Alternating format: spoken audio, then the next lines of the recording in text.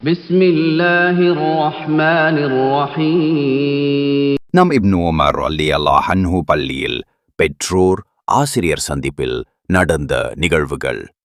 அதில் முதலாவது சுமையா ஆலிமா அவர்கள் இந்நிகழ்வை தொடங்கி வைத்தார்கள்.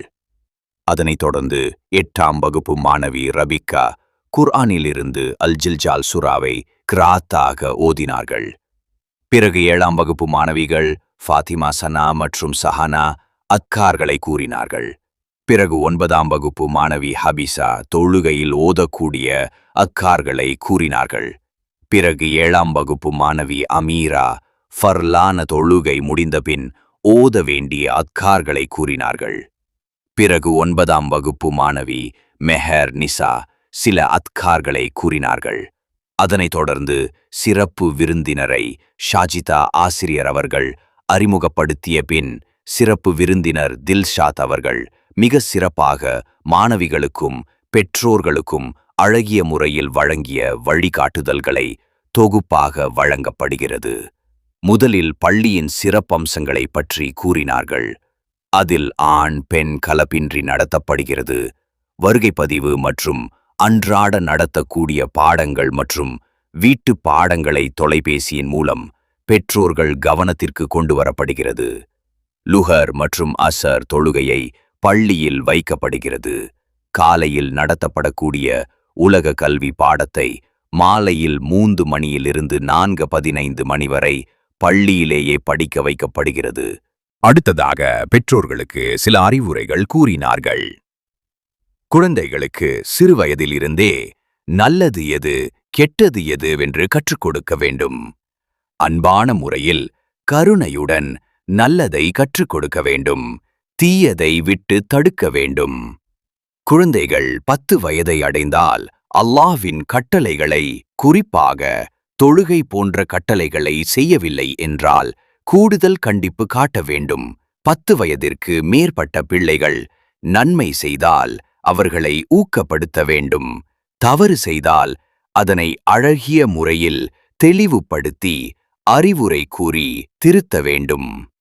பெற்றோர்கள் எப்பொழுதும் தன் பிள்ளைகளுக்கு வழிகாட்டியாக, முன்மாதிரியாக, நன்மை ஏவி தீமையை தடுக்கக்கூடியவர்களாக இருக்க வேண்டும்.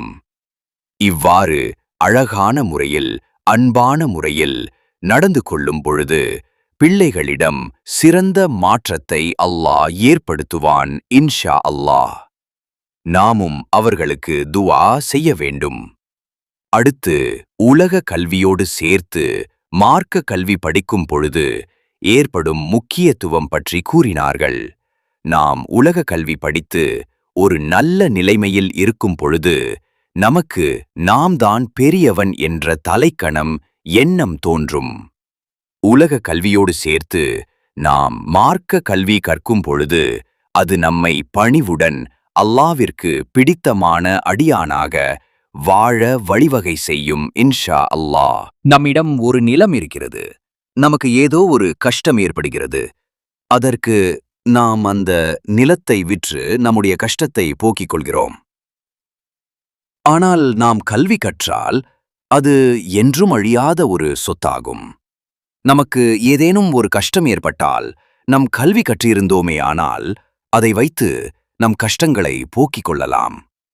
என்றும் ஒரு அழியாத செல்வம் கல்விதான். பிறகு நல்ல நண்பர்களுடன் பழகுங்கள். ஒரு பழமொழி இருக்கிறது. உன் நண்பனை காட்டு, நீ யார் என்று கூறுகிறேன். உன் நண்பன் தவறு செய்கிறான் என்றால் அவனிடம் சொல்லி அந்த தவறிலிருந்து அவனை விடுபட செய்யுங்கள். அவர்கள் சொல்லியும் கேட்கவில்லை என்றால் அவர்களை விட்டு விலகிவிடுங்கள். தவறான நண்பன் என தெரிந்து அவர்களுடன் நீங்கள் பழகி பிறகு உங்கள் பெற்றோருக்கு மன உளைச்சல் கொடுப்பதை விட்டு தவிர்ந்து கொள்ளுங்கள். மேலும் பொறாமை, பெருமை போன்ற தீய குணங்களிலிருந்து விலகிருங்கள். நல்ல குழந்தைகளாக, பொறுமையான குழந்தைகளாக, உலக கல்வி மற்றும் மார்க்க கல்வி கற்கக்கூடிய பிள்ளைகளாக இருக்க வேண்டும் இன்ஷா அல்லாஹ். அதன் பின்னர் சிறப்பு விருந்தினருக்கு பரிசு வழங்கப்பட்டது.